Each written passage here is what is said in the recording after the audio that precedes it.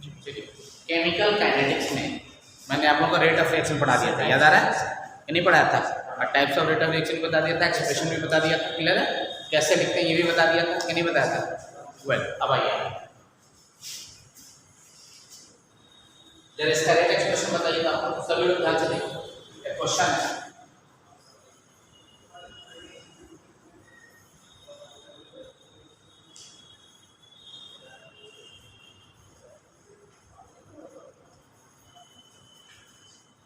Plus ध्यान देना,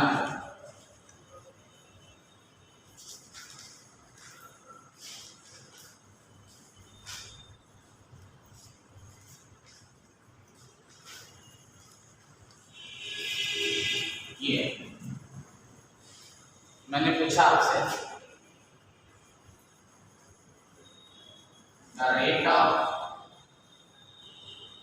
the rate of reaction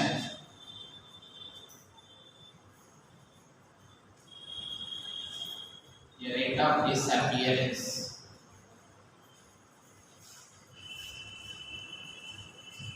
of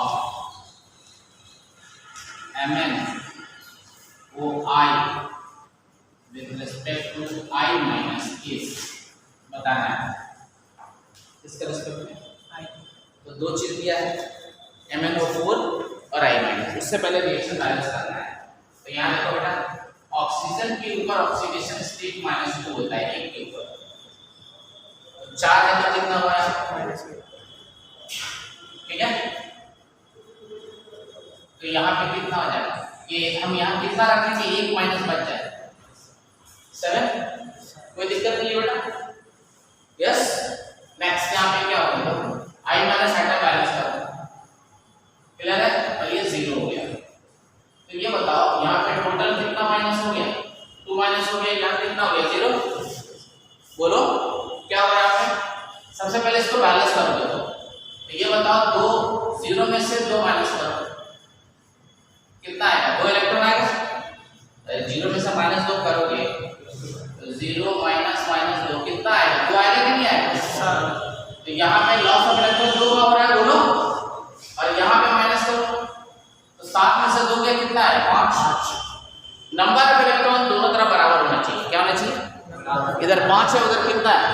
तो जिधर 2 है उधर 5 से मल्टीप्लाई करो, जिधर 5 है उधर 2 से मल्टीप्लाई करेंगे, राइट?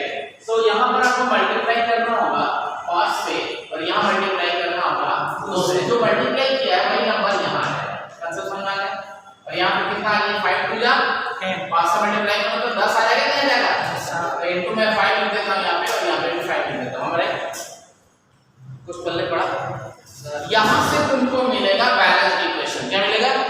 जब तक बैलेंस इक्वेशन नहीं मिलेगा तो रेट एक्सप्रेशन लिख नहीं पाओगे, समझ में आ गया?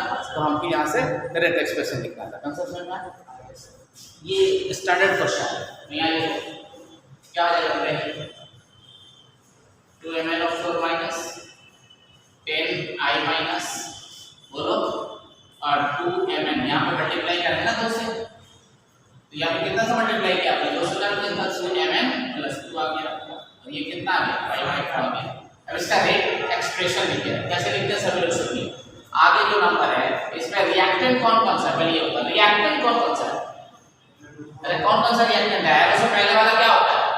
तो बोलो ना, MnO4 माइनस और I माइनस, ये क्या है?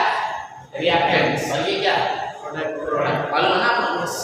चलो इसमें लिखने के लिए सबसे पहले रिएक्टेंट जो होता है उसमें माइनस साइन लगाते हैं और इसका जो नंबर ऑफ मोल्स है उसको लिखते हैं 1/2। समझ में आ गया? और ये हो गया D के फॉर्म में, change in concentration in differential form D MnO4 minus and divided by what? dt is equal to minus, फिर क्या हो जाएगा? 1/10। समझ में आ गया? D I minus by dt is equal to क्या हो जाएगा? Plus 1/2 D Mn plus 2 divided by क्या हो जाएगा? इज इक्वल टू क्या हो जाएगा बेटा? प्लस 1/5 DI2 अपॉन क्या हो जाएगा? dt। बात समझ में आ गई? अरे आया? ये आ गया। सवाल क्या है? Rate of disappearance. रिएक्टेंट जब रिएक्शन होगा तो रिएक्टेंट का अमाउंट अरे रिएक्टेंट ये घटेगा तो बढ़ेगा जब रिएक्शन होगा, तो घटेगा उधर प्रोडक्ट क्या होगा, इसलिए इसको हमने क्या लिखा है, रेट ऑफ डिसअपियरेंस ऑफ क्या, MnO4 माइनस किसके रिस्पेक्ट में, I माइनस किसके रिस्पेक्ट में, तो क्या आ जाएगा यहाँ पर, यहाँ पे देखो MnO4 का I माइनस के रिस्पेक्ट में पूछा जा रहा है, ये पूछा जा रहा है ना, तो साइन अब हटा दो, साइन का कोई काम नहीं है, साइन क्या हुआ, हट गया, इसको कहा जाता है rate of disappearance of MnO4, इसको बोलते हैं rate of disappearance of I। So you can write क्या लिखने वाले हो, R MnO4 minus divided by 2 is equal to R, ठीक है, I माइनस डिवाइडेड बाय 10। आपसे इसके बारे में पूछा जा रहा है, ये जो इधर आ जाएगा तो R MnO4 minus is equal to हो जाएगा 2/10 R I माइनस, समझोगे, और ये कितना हो जाएगा 1/5 of R I minus, this is your answer. Clear हुआ कि नहीं हुआ, अरे ये बात समझ में आ गई तुम लोगों को, नोट करो, ये क्वेश्चन आता है नीट में आईटी देंगे तब।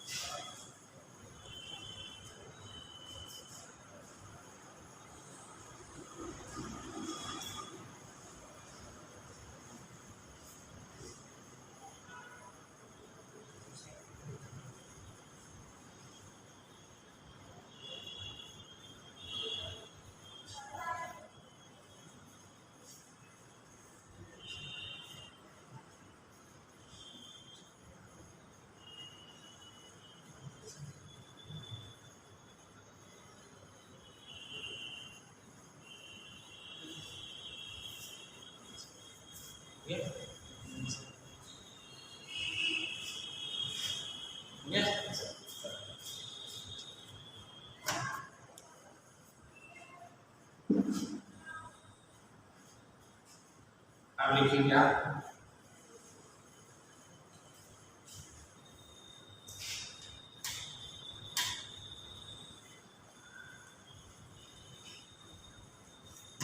अगर कोई रिवर्सिबल रिएक्शन है और रिवर्सिबल रिएक्शन, मान लो कि +2b, ये रेट मोशन K1 है, इसका K2 और ये 3C प्लस ये D है। तो ये रिवर्सिबल रिएक्शन है, इसको बोलते हैं फॉरवर्ड, इसको क्या बोलते हैं backward. The rate of forward reaction is equal to क्या होना है, ये हो जाएगा, बोलो ये लीनियर फॉरवर्ड बोलो, या केवल लीनियर इसकी रेट कांस्टेंट और यहाँ पे कंसंट्रेशन ऑफ ए आ जाएगा और यहाँ पे कंसंट्रेशन ऑफ डी आ जाएगा। यहाँ पे आप कुछ भी लिख सकते हो, जैसे ये जो नंबर यहाँ गिवन है स्टैटिक के लिए रेट एक्सप्रेशन में वो नहीं लिखते हैं, वो बराबर भी हो सकता है और अलग भी हो सकता है, मैंने कल डिस्कस किया था। तो यहाँ पे हम मान के चलते हैं A1 और यहाँ मान के चलते हैं B1, क्लियर हो गया। उसी तरीके से रेट ऑफ बैकवर्ड रिएक्शन जब लोगे ये हो जाएगा K2, ये हो जाएगा C और ये हो जाएगा D। इसका पावर हम मान लेते हैं C1, इसका मान लेते हैं D। ऐसा समझ आ गया। तो कहता है कि नेट रेट एक्सप्रेशन क्या होगा, net rate expression, net rate law expression भी लिख सकते हो। तो कहा जाएगा dx/dt का जो रेट एक्सप्रेशन लिखेंगे R बराबर ये होगा फॉरवर्ड माइनस बैकवर्ड। तो फॉरवर्ड के लिए वैल्यू क्या है, A1 A का पावर A1, B का power B1 minus K2, C का पावर C1 इंटू D का पावर D, ये हो गया। और इसकी नेट वैल्यू जानते कितना के बराबर होती है, 0, क्योंकि जिस रफ्तार से फॉरवर्ड रिएक्शन होगा उसी रफ्तार से बैकवर्ड होगा, तो नेट चेंज इन रिएक्शन कितना होगा, 0 होगा कि नहीं होगा, दैट्स इट। समझ में आ गया। अगर हम आपसे सवाल करें कि एक मोटरसाइकिल राइट से लेफ्ट की तरफ 40 किलोमीटर/आवर का रफ्तार से जा रही है, दूसरी मोटरसाइकिल में कितने का रफ्तार से जा रही है, तो चेंज इन वेलोसिटी क्या होगी। आपने तो लोग कभी ट्रेन में बैठे हो, आप कभी ऐसा हुआ कि आप ट्रेन में बैठे हो, दो ट्रेन एक ही दिशा में ट्रैक से ऐसे जा रही है, कभी ऐसा फील हुआ एक ट्रेन इधर जा रही है एक ट्रेन इधर जा रही है, लेकिन जा रही है एक ही दिशा में, ऐसा हुआ है। अरे बोलो ना, प्रैक्टिकली कभी देखा है, नहीं हुआ होगा तुम्हारे साथ, हम लोगों के साथ हुआ। तो उसमें लगता है कि ट्रेन स्लो चल रही है, स्लो नहीं चल रही है, उसको रिलेटिव वेलोसिटी कहते हैं। क्या कहते हैं, रिलेटिव वेलोसिटी। तो अगर अगला इधर वाली ट्रेन 20 मीटर के रफ्तार से जा रही है और इधर वाली ट्रेन अगर 10 मीटर के रफ्तार से जा रही है, तो 20 में से 10 पहले माइनस करो, कितना हुआ, तो 10 ही का फील होगा दोनों को। समझ में आ रही है, नहीं आ समझ में। इसका उल्टा सुनो, अगर इधर 20 से जा रही है और उल्टा 10 से जा रही है, तो दोनों को फील होगा 30, क्योंकि रिलेटिव वेलोसिटी माइनस में प्लस हो जाती है, राइट। नहीं आ समझ में। स्पीड होता है, तुम गाड़ी चलाते हो ना, तो बगल से जब क्रॉस करते हो लगता है कितना तेजी से गुजरा, ऐसा कुछ नहीं है, उसकी वेलोसिटी तुम ऐड हो गई तो 80 के रफ्तार से नजर आता है। आ रहा नहीं आ रहा समझ, अभी खड़ा होकर देखोगे तो नॉर्मल स्पीड नजर आती है हमारा। अरे कुछ समझ में आ रहा है। डेली लाइफ में साइंस के स्टूडेंट को हमेशा सोचते रहना चाहिए।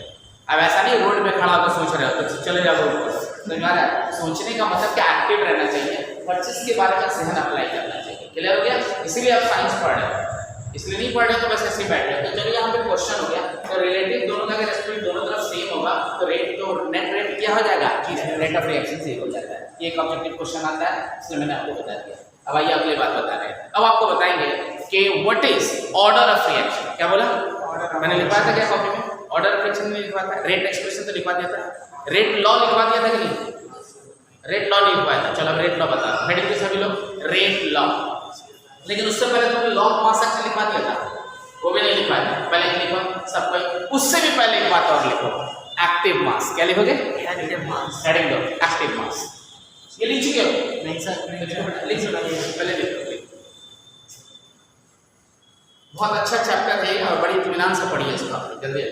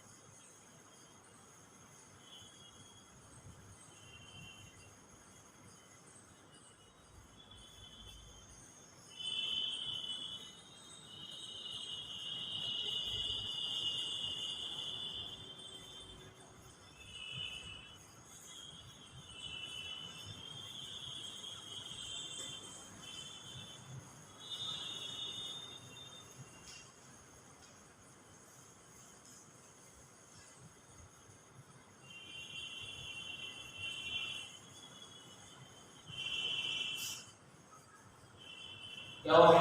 हाँ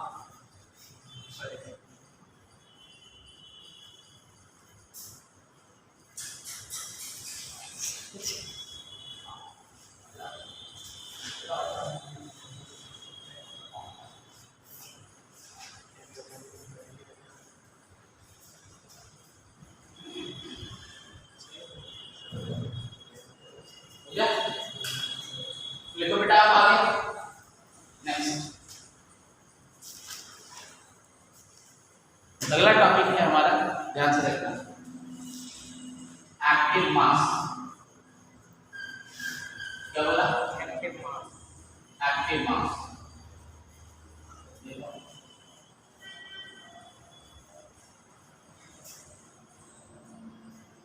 the amount of reactant in terms of concentration converted to product is called, बताओ, एक्टिव मास। हमारे आपके पास ये रिएक्टेंट है दिया, ये प्रोडक्ट है बेटा, आपके पास जो टोटल अमाउंट था वो 10 m है और ये 0 है। थोड़ी देर के बाद बेटा ये 2 सेकंड हो गया और ये 8 m हो गया। कितना हो गया? बोलो। तो इसमें एक्टिव मास क्या हुआ? 10 में से 8 माइनस कर दिया। बोलो, ये जो 2 m है यही पार्ट हुआ ना प्रोडक्ट में कन्वर्ट हुआ। बोलो क्या लिख रहा है? तो पीछे क्या छापा जा रहा है? देखो यहाँ पे तो पूरा नीचे जितना है 8 में से माइनस किया।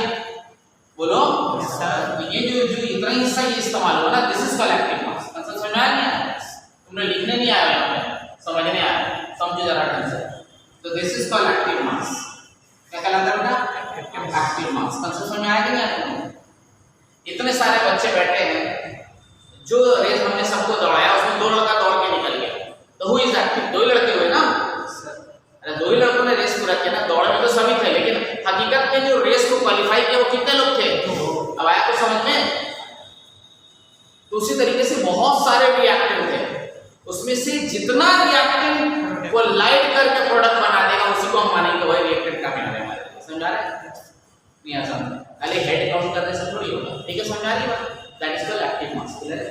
एक्टिव मास की यूनिट होती है यहाँ पर, एक्टिव मास इज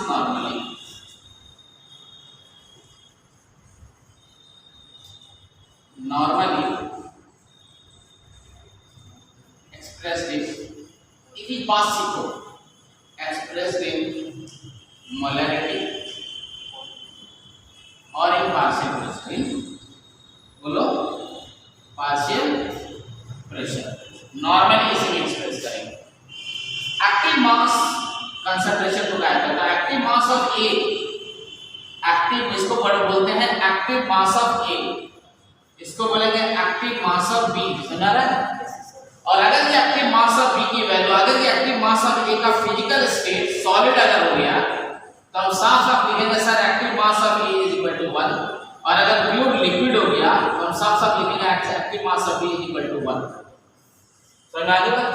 यानी कि एक्टिव मास सॉलिड का और प्योर लिक्विड का हमेशा कितना दिया जाता है? यूनिट। कितना दिया जाता है? बोलो सब कैसे सर जरा समझाइए। यहाँ आगे Zn सॉलिड है, कॉपर सल्फेट का सॉल्यूशन ले लिया, एक्वस, लिक्विड नहीं है ये, प्योर लिक्विड नहीं है ये, एक्वस है, पानी में मिला हुआ है। बोलो ना, खाली पानी होता तो प्योर लिक्विड हो जाता वाटर। नहीं ऐसा समझ में? ये मिक्सचर हो गया, सॉल्यूशन बन गया। अब ये बना के दिया Zn+2 एक्वस और Cu सॉलिड। राइट? हमने कहा कि इसका एक्टिव मास बताओ, तो आंसर इज 1।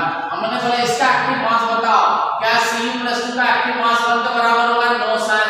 क्या इसका एक्टिव मास 1 के बराबर होगा? No sir. क्या इसका मास एक्टिव मास 1 के बराबर होगा? Yes sir. बोलो ना यस सर। कुछ कंसेप्ट समझ आया कि नहीं आया? तुम लोग समझ गए? आ गया? तो ये ध्यान रखना। ठीक है, समझ में आ गया? अब आ जाओ, मैंने लिखा है 104 पे ध्यान दो सबको। मैंने Zn+2 का सॉल्यूशन लिया, एक्वस, और यहाँ पे क्या ले लिया? और पानी ले लिया। बोलो बोलो ना। और ये Zn+2 का ये डाइल्यूट एक्टिव मास बताओ। ये तो प्योर लिक्विड है ना, इसका एक्टिव मास क्या आ जाएगा 1 आ जाएगा, लेकिन इसका एक्टिव मास कभी भी 1 नहीं होगा, Z+2 का 1 नहीं होगा। इसका भी Z+2 का यहाँ पे ये डाइल्यूट हो गया, बोलो मैंने और पानी मिल गया, एक्टिव मास कभी भी 0 1 नहीं होगा। नंबर 1 एक्टिव मास का कांसेप्ट क्लियर हो गया आप लोगों को। अब बताएंगे लॉ ऑफ मास एक्शन, क्या बताया जा रहा है, नोट कर जल्दी फिर बताओ फटाफट करो।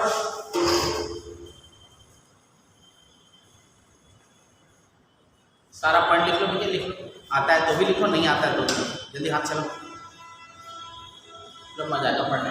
एक एक न्यूमेरिकल तुम्हारे इसमें का करा दूंगा स्टैंडर्ड, कोई नहीं छूटेगा एग्जाम में, तुम देख के देखना इस बार। अगर केमिकल काइनेटिक्स से सवाल आया तो मेरे कॉपी से रहेगा, इसलिए ढंग से पढ़ो।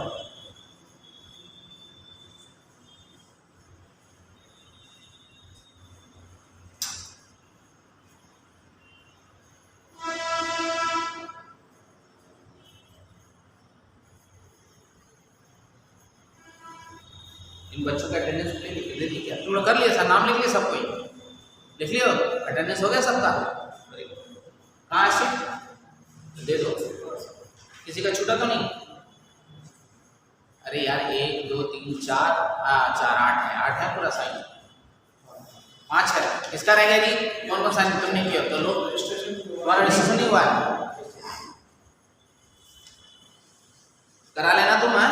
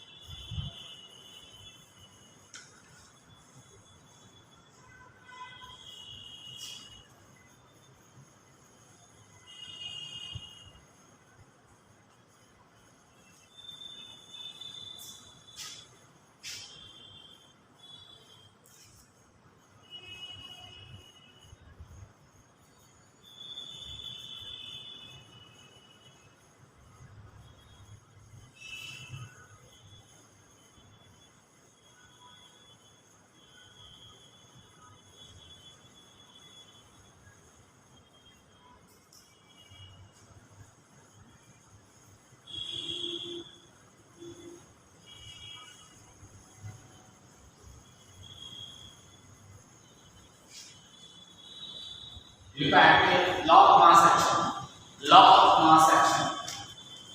नेक्स्ट देखेंगे आप लोग law of mass action, law of mass action. Law of mass action में क्या बताया गया जरा समझिएगा, लॉ ऑफ मास एक्शन में क्या बताया गया, इन्होंने क्या बताया। पहली बात, it is given by Guldberg and Waage, क्या बेटा, गुलबर्ग एंड वागे, किसने, गुलबर्ग एंड वागे, क्लियर हो गया। याद रखिएगा हमेशा ये क्वेश्चन पूछा जाता है, किसने किया था, क्योंकि एनसीईआरटी में है इसलिए पढ़ा था। अब ये होता क्या है, जान लो law of mass action according to लोमा, law of mass action, the rate of reaction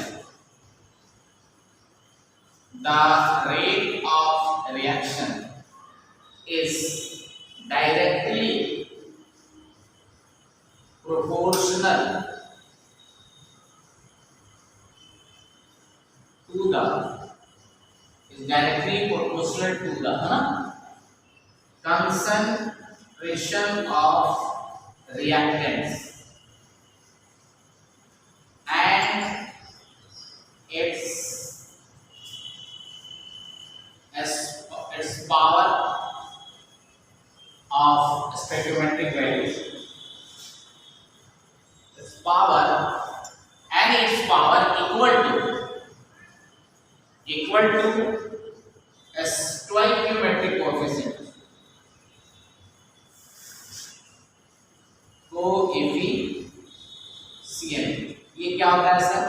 suppose कि तुम्हारे पास एक रिएक्शन है ए, इसका वो नंबर है, स्टोइकियोमेट्रिक वैल्यू ये है, रिएक्टेंट ये है, ये प्रोडक्ट में बदल गया बी और बी में, तो इसमें लॉ ऑफ मास एक्शन कैसे लगेगा? लोमा आर बराबर ये लिखेंगे कि रेट कांस्टेंट इसको बोलते हैं, या ऐसे लिखो पहले आर जो है डायरेक्टली क्वेश्चन होगा concentration of A, stoichiometric power का पावर जो वैल्यू है उसका पावर बन जाएगा, और पॉसिबिलिटी का साइन हटा के तो ये कांस्टेंट आ जाएगा, ए का पावर ए आ जाएगा। आया तो समझ में? ये वैल्यू कहलाती है रेट कांस्टेंट। क्या कहलाती है बोलो? Rate constant. क्या कहलाती है? रेट। और ये क्या कहलाती है? Rate of reaction. क्या कहलाती है? Rate of reaction. किसका? रेट ऑफ रिएक्शन ऑफ ए या rate of disappearance of A, you can say it. ये आ गया। इसी एक्सप्रेशन को क्या बोला जाता है? Law of mass expression. Clear हो गया? ये चीज थ्योरेटिकली लिखी गई है रिएक्शन को देख करके। अगर यहाँ 2 होता तो यहाँ 2 लिखते, यहाँ 3 होता तो 3 लिखते। आगे समझ में? बट हमें आपको सिखाना है रेट लॉ। क्या सिखाना है? यहीं से सवाल आएगा। तो सपोज कीजिए, मैं इसको पहले समझाऊंगा आपको, जरा देखिएगा। हमारे पास ये लिखा हुआ है 3A will give you product। इसका हम लोमा लॉ ऑफ मास एक्शन अगर लगा के देखें तो R बराबर K और A का पावर कितना लिखना चाहिए मुझे? 3। अब आप मुझे बताइए, अगर हम A का कंसंट्रेशन इंक्रीज करके क्यों A कर दें तो आप बताइए हमारा नया वाला R क्या हो जाएगा? K तो सेम होता है रिएक्शन के लिए, तो ये 2A का क्यूब हो जाएगा नहीं हो जाएगा? बोलो ना। अगर कंसंट्रेशन डबल करेंगे तो हम पूछ रहे हैं कि रेट, नया रेट क्या होगा? तो तुम ऐसे ही लिखोगे ना सर, 2A का पावर 3, बोलो ना। और तुम्हारे अकॉर्डिंग क्या होना चाहिए? A इंटू 2 गुना 4 गुना 8 हो जाएगा, बोलो 8 ही क्यूब, यही होगा ना? Yes sir. या खाली ये लिख सकते हो 8 बाहर कर लो, एक क्यूब अलग कर लो और 2 का पावर 3 अलग कर लो, तो ये हो जाएगा 8 के A का पावर क्यूब, बोलो। अरे बोलो ना। तो होना क्या चाहिए? 8 गुना रेट बढ़ जाएगा, बोलो 8 टाइम्स हो जाएगा 8 s r बन के, बोलो ना। नहीं हो जाएगा भाई? ये r है तुम्हारा, और जब इन दोनों में r डैश में कंपेयर करोगे तो ये वाला हटा दो, तो ये वाला जब हटाओगे यहाँ पर तो ये क्या आ जाएगा? 8 इंटू r आ जाएगा कि नहीं आ जाएगा? 8 गुना हुआ कि नहीं हुआ? ये हम थ्योरेटिकली बता रहे हैं। क्या बता रहे हैं? इसी रिएक्शन का जब हम एक्सपेरिमेंट करके देखें, एक्सपेरिमेंटली चेक कर रहे हैं, देखते चलो सभी लोग, तो हमने देखा कि जब हम A को डबल कर रहे हैं तो रेट हमारा 2 टाइम्स बढ़ रहा है। क्या हो रहा है बोलो? क्या बढ़ रहा है? एक्सपेरिमेंट करके जब हम देख रहे हैं, इसका मतलब क्या हो गया कि sir R equal to K, A का पावर जब डबल कर रहे हैं इसका मतलब ये पावर क्या है? 3 नहीं है, क्या है? 1 है। जब 1 है तभी तो हम इसको जब K को डबल कर रहे हैं तो ये डबल ही रह रहा है K इंटू, समझ में आ रहा नहीं आ रहा है? 2 बाहर कर लो और ये हो जाएगा K और A का पावर 1, और यहाँ पे 2 इंटू क्या आ जाएगा? 8। बोलो यार, नहीं है समझ में? एक्सपेरिमेंट से कुछ और पता चल रहा है और थ्योरेटिकली कुछ और पता चल रहा है। तो जो बात एक्सपेरिमेंटली पता चली, समझ आ गई बात, वही बात रेट लॉ कहलाती है। क्या कहलाती है? तो रेट लॉ एक्सप्रेशन, अब आप बताइए क्या ये वाला सही है या ये वाला सही है? कौन सा सही होगा? ये वाला सही है। कौन सा?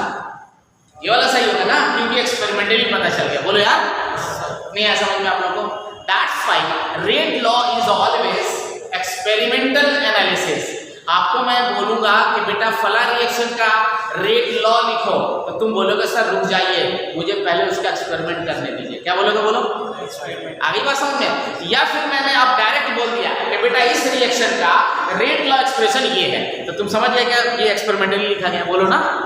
नहीं है समझ में? Law of mass action theoretically होता है, रिएक्शन देख करके लिखते हैं, लेकिन एक्सपेरिमेंटली हम जिस चीज को लिखते हैं दैट इज नॉट, क्या चीज? That is not law of mass action, वही कहलाता है रेट लॉ। क्या कहलाता है बोलो? सो रेट लॉ या rate law expression is always क्या होगा? एक्सपेरिमेंटल वैल्यू होगा। क्या होगा बोलो ना? And that is always correct. समझ में आ गया? तो अब इसकी कहानी लिखवा रहा हूं, अब आपको मैं लिखवाने चल रहा हूं, देखिए कैसे। तो ये बात आपको समझिए कि नहीं समझ? अब मैं इसको मिटा रहा हूँ, मुझे समझाने के लिए मैंने लिखा था। अब सुनिए आगे।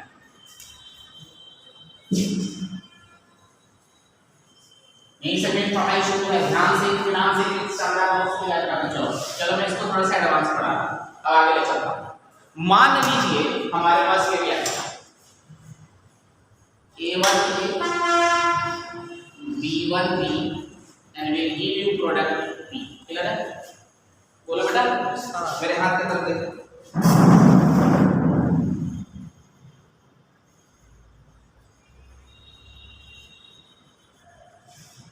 मैं इसे थ्योरेटिकली लिखने जा रहा हूँ। थ्योरेटिकली रेट बराबर के, बताओ जल्दी से, ए का पावर बी का पावर, यहाँ पे लग गया लॉ ऑफ मास एक्शन। क्या लग गया बोलो? लॉ ऑफ मास एक्शन लग गया। समझ में आ गया? अरे बोलो ना, यहाँ हम एक्सपेरिमेंटली लिखेंगे। क्या लिखेंगे? एक्सपेरिमेंटली। हमने एक्सपेरिमेंटली जब लिखा तो देखा कि A1 जो है वो हमारा x बन गया नॉट इक्वल टू x, और B1 जो है नॉट इक्वल टू y बन गया। बोलो ना, एक्सपेरिमेंटली देखा तो समझ में आ रहा है कुछ? अरे आ रहा है? यहाँ तक ठीक है, सही है। मैंने एक्सपेरिमेंट किया, मान लो ये 2 था, लेकिन ये 2 देखा तो बाद में एक्सपेरिमेंट के बाद पता चला ये 1 हो गया, ये 3 था तो देखा कि ये 2 हो गया। बोलो ना। सो अब r बराबर क्या हो जाएगा ये कि a का पावर, अब हम A1 लिखें या x लिखें? b का पावर y, यही कहलाता है रेट लॉ एक्सप्रेशन। कंसेप्ट समझ में आया? और ये है law of mass action expression. क्या है बोलो? Law of mass action expression. क्या है बोलो? Law of mass action expression. So this is theoretically and this is, हाँ ये भी हो सकता है, एक्सपेरिमेंट किया तो हो सकता है ये भी A1 और B1 आ भी सकता है। बोलो ना, अरे बोलो ना, कोई जरूरी थोड़ी कि नहीं आए, ये थोड़ी की बात है, हो सकता है बराबर भी आ जाए, लेकिन वो तो एक्सपेरिमेंट से पता चलेगा ना। तो रेट लॉ के लिए तुम लॉ ऑफ मास एक्शन वाला इक्वेशन लोगे या रेट लॉ वाला लोगे? आगे समझे। अब ये क्या बता रहा है सुनो, ये रेट लॉ क्या बता रहा है? रेट लॉ किताब पढ़ोगे समझ में आ जाएगा। एक्सप्रेशन में आपने लिखा सर कि r बराबर a का पावर कितना है x, b का पावर कितना है बच्चों y। अब सुनो यहाँ कहाँ नहीं जाना, इसी को हम लिख सकते हैं dx by dt is equal to k। You can write here, there is no any problem, and this is b and y। यहाँ पर x को बोला जाता है ऑर्डर, क्या बोलेंगे? Order of reaction with respect to a, और y को बोला जाता है order of reaction with respect to b, और x प्लस y को बोला जाता है ओवरऑल ऑर्डर ऑफ रिएक्शन। क्या बोला जाता है? यानी पूरे रिएक्शन का ऑर्डर ऑफ रिएक्शन। समझ में आ रहा है? And this is called overall order of reaction. Overall बता जल्दी से, ऑर्डर ऑफ रिएक्शन का समझ में आ गया। और k को बोला जाता है रेट कांस्टेंट। क्या बोलते हैं बोलो? Rate constant. am I right or wrong? इसी को बोलते हैं वेलोसिटी कांस्टेंट, इसी को कहते हैं specific, S anything you can right specific rate constant. अब आप देखिए यहाँ पे ये भी पूछा जाता है, ये भी पूछा जाता है, ये भी पूछा जाता है। सो you can right this one. समझ में आ गया कुछ? अरे आया? एक मिनट जल्दी से रेट लॉ बताओ, पूरा एक्सप्रेशन होता है। न्यूमेरिकल सारा आएगा किस पर? Rate law. किस पर आएगा बोलो? अच्छा ये बताओ, ऑर्डर ऑफ रिएक्शन की बात मैंने कहां पे किया है? लॉ ऑफ मास एक्शन में या रेट लॉ में? तो बोलो ना, कहां किया है? ऑर्डर ऑफ रिएक्शन की बात कहां लिखा मैंने? लॉ ऑफ मास एक्शन में या रेट लॉ में? रेट लॉ में किया ना, तो जगह रहना। जब भी मैं बोलूं ऑर्डर ऑफ रिएक्शन निकालो तो मैं रेट लॉ लिखना है। क्या लिखना है? या रेट लॉ लिखा हुआ रहेगा, इसका मतलब वो एक्सपेरिमेंट है, तो वही सॉल्व निकल जाएगा। सवाल बता रहा हूं, फटाफट।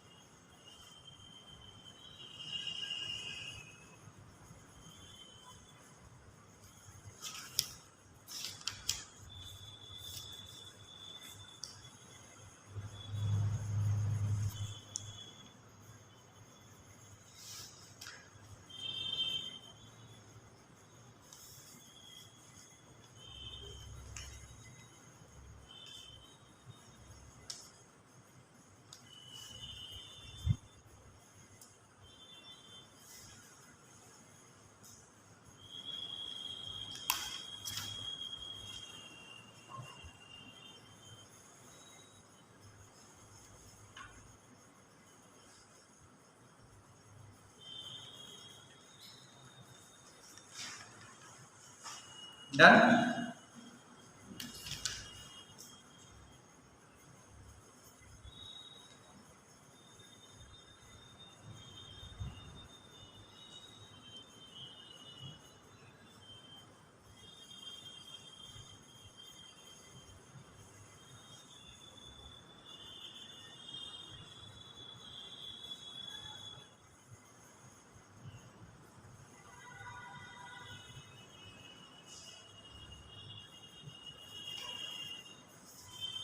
डन हो गया। अब इसका नोमेनक्लेचर बनाते हैं। अच्छी और लिखो सभी लोग, ऑर्डर ऑफ रिएक्शन लिखो, हेडिंग को ऑर्डर ऑफ रिएक्शन बिठा दो बेटा।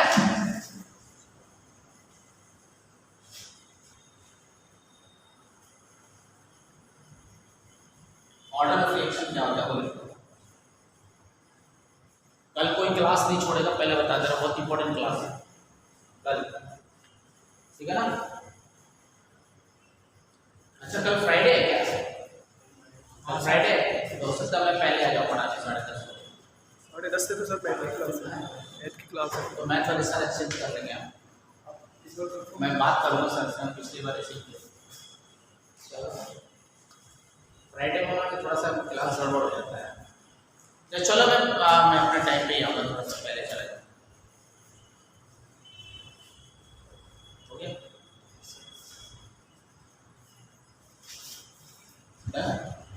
ठीक है डन।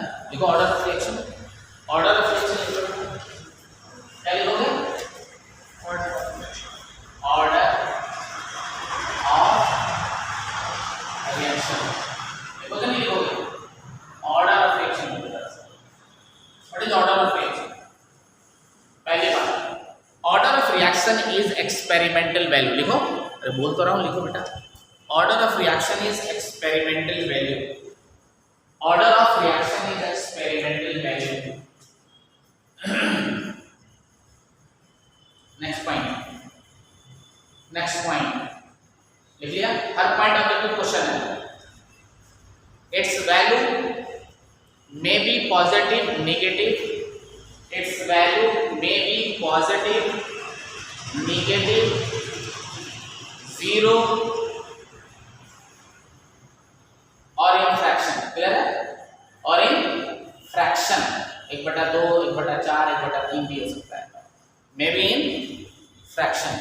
बोलो क्लियर है? तो दिक्कत है? नेक्स्ट लिखो। अब इसका डेफिनेशन समझा रहा हूं। तो लिखोगे order of reaction, order of reaction is the power term of order of reaction is the power term of rate, power terms of reactant in rate law expression, in rate law expression। सही बात है? इन क्या बोलो? Rate law expression. लिख लिया कि नहीं लिख लिया? Rate law expression. क्लियर हो गया? अब आप यहां देखो। सो आर इक्वल टू, आपने ये लिखा, मान लीजिए कोई रिएक्शन है P + Q will give you any product Z। तो इसका हमने रेट लॉ एक्सप्रेशन लिखा। क्या लिखा? रेट लॉ लिख दिया। जब रेट लॉ लिखेंगे तो पता चला मेरे को K मिला, और यहाँ पर P का पावर बेटा 0.5 मिली, और यहाँ पर Q का जो पावर है वो मुझे 2 मिली। तो मुझसे पूछा गया कि बताइए order of reaction, order of reaction of P कितना, reaction with respect to P कितना होगा, विथ रिस्पेक्ट टू Q कितना होगा, और ओवरऑल कितना होगा, ओवरऑल। क्या बताओगे? P के रिस्पेक्ट में 0.5, Q के रिस्पेक्ट में 2, ओवरऑल 2.5। कंसेप्ट समझ में आ गया? अरे आया तो समझ में तो नहीं आया? तो यहाँ से ये पता चलेगा। बोलिए, इस तरीके से क्वेश्चन पूछा जाएगा। तो ऑर्डर निकालने के लिए आपको क्या मालूम होना चाहिए जल्दी बताइए? रेट लॉ मालूम होना चाहिए, रेट लॉ एक्सप्रेशन मालूम होना चाहिए। आ रही बात समझ में? अब सुनिए आगे। अब हमें ऑर्डर बताना है, different methods to calculate order of reaction. अब क्या क्वेश्चन आएगा? Different order to calculate order of reaction. लेकिन उससे पहले एक छोटा सा सवाल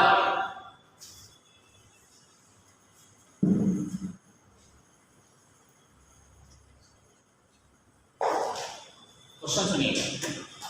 हमारे पास ये क्वेश्चन है, एक गिवन रिएक्शन है AH plus BG will give you any product, जहां पर A और B का स्टोइकियोमेट्रिक वैल्यू क्लियर कह रहा है कि if concentration of H and G is double, अगर हम डबल कर दें कंसंट्रेशन ऑफ H और G को क्या करते हैं? डबल करते हैं। डबल नहीं ऐसा क्या करें बोलो? डबल। क्या करें बोलो? डबल। तो रेट जो है वो 8 गुना हो जाएगा। कितना ग्राम्स हो जाना है? 8 ग्राम्स। हम राइट समझ में आ रहा है कुछ? अब हमने क्या किया दूसरी बार, इफ कंसंट्रेशन ऑफ H, ध्यान से देख रहे हो क्या तुम लोग? नहीं देख रहे हो? H ये हमने डबल कर दिया। क्या कर दिया बोलो? Double. But concentration of G constant रहा। क्या रहा बोलो? Remain same. तो R अब जो आया ये R डैश से, ये भी R डैश है, अब जो आया वो 2 टाइम्स हो गया। क्या हो गया बोलो? तो कह रहा है कि फाइंड द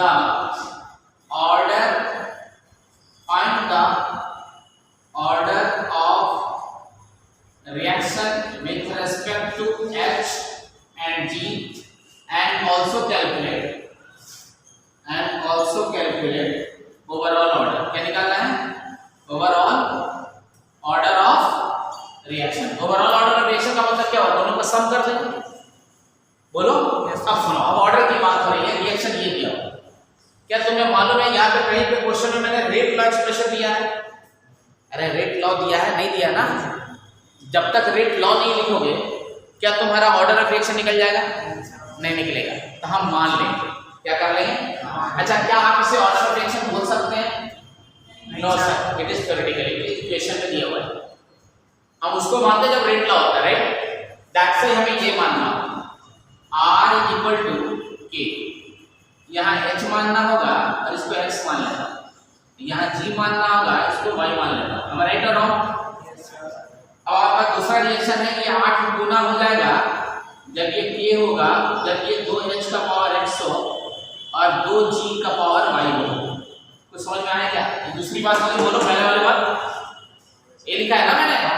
आप कह रहे हैं कि नहीं, रेट दुगुना हो जाएगा जब K हो और H क्या हो? पहले जैसा रहे, बोलो। लेकिन G क्या हो जाए? 2 गुना हो जाए। बोलो यार, कुछ पहले पढ़ा क्या? सर H क्यों हो गया? अच्छा H डबल है, G कांस्टेंट है। क्लियर है? आपको कुछ करना ही नहीं है, x और y की वैल्यू निकालिए। क्या निकालिए? बताइए आप लोग कैसे निकालेंगे जिससे x और y की वैल्यू निकल जाए? तो वेरी सिंपल है। अगर हम यहाँ पे निकालना चाहते हैं x और y की वैल्यू, अगर हमें मेरा मान करके निकालो, तो आप इसको इससे मल्टीप्लाई कर दो या डिवाइड कर दो। एक बार इसको इससे डिवाइड कर दो, निकल जाएगा। निकलेगा क्या? रेशियो ले लो, नहीं निकलेगा। एक जगह तो कांस्टेंट है नहीं, तो यहाँ पे यार देखो, पहले इक्वेशन नंबर इसको लो 1 और 3 ले लो, फ्रॉम इक्वेशन 1 एंड 3। तो समझ में आ रहा है क्या हमको क्या चीज वैल्यू निकालनी है? x और y की वैल्यू निकालनी है। किसकी वैल्यू निकालनी है? तो वो कैसे निकालोगे तुम यार x और y की वैल्यू? तो देखो यहाँ पर सर ऐसा करते हैं, सेकंड को डिवाइड कर देते हैं इससे, फर्स्ट से। तो करो जल्दी से, तो ये 8r हो जाएगा बच्चों। रेडी हो गया? डिवाइडेड बाय r हो जाएगा। बोलो ये k हो जाएगा और ये 2h का पावर क्या है? और यहाँ पर 2g का पावर क्या है? डिवाइडेड बाय क्या बाकी h का पावर x। बोलो G की पावर, हां बोलो बोलो, G की पावर y, g का पावर y हो जाएगा। कंसेप्शन में है। एक काम कर ले, k से k कैंसिल, इससे ये कैंसिल, 2 का पावर 3 लिख दूं यहाँ पे? अरे लिख दूं तो नहीं लिखूं। और यहाँ पे देखो ये कैंसिल और पूरी वैल्यू कट लीजिए, कोई बात नहीं। यहाँ से कट गया तो 2 का पावर x प्लस वाई हो गया बोलो। तो x प्लस वाई बराबर कितना आ गया अभी कितना आ गया? अरे x प्लस दोनों का बेस सेम है, x प्लस वाई की वैल्यू 3 हो गई कि नहीं होगी? हाँ सर। कैसे लिखा मैंने तुम्हारे पल्ले पढ़ रहे थे? अरे पढ़ रहा है ना ये, इससे ये कट गया, इससे ये कट गया, तो 2 और 2 बच गया नहीं बच गया? तो 2 बेस सेम हो गया, यहाँ 2 का पावर x यहाँ 2 का पावर y हो जाएगा बोलो। तो लिख सकते हैं ना 2 का पावर x प्लस y। अरे बोलो ना यार, क्यों आप चार्ट पे यार? अब आ जाओ इसको इससे डिवाइड करो, इससे इसको डिवाइड करो। देखो कितना मजेदार सवाल है। 3 को डिवाइड कर दिया किससे बोले जल्दी से? फर्स्ट से। तो 2r बटा r के 2h का पावर x g का पावर y के बोलो h की पावर x है h की पावर x और g की पावर y। ये कैंसिल, ये कैंसिल, ये कैंसिल, ये कैंसिल। 2 का पावर कितना है? 1। x की वैल्यू 2 का पावर x बोलो। x बराबर कितना है? 1। y बराबर कितना है? 2। वैल्यू पुट कर देंगे तो नहीं आ जाएगा? हाँ सर। आगे समझ में? Yes sir.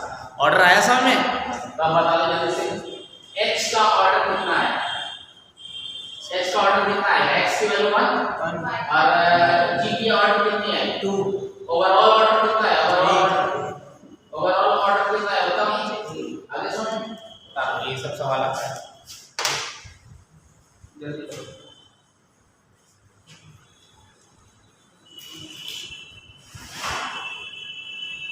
तुम लोग बस मोबाइल है घर जाके लिखना, मोबाइल पर गूगल पे जाके problems on order of as पहले हो गए ऑर्डर ऑफ एज तो आ जाएगा उसका सवाल आ रहा समझ में, उसको बनाना इसी कांसेप्ट में हो गया। जिस टॉपिक का सवाल बनाना वो हेडिंग क्लास में करना है।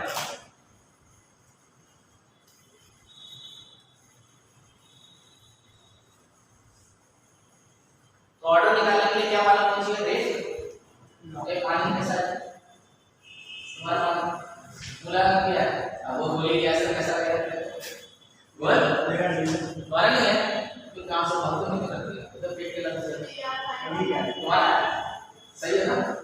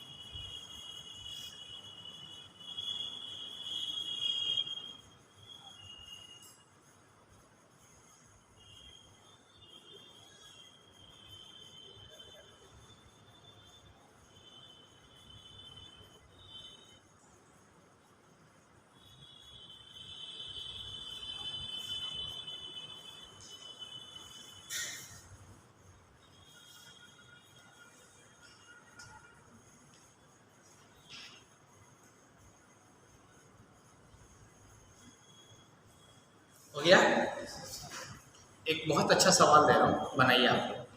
क्वेश्चन बोलो, क्वेश्चन बोलो नहीं बल्कि लिख दे रहा हूँ। क्वेश्चन लिखिए।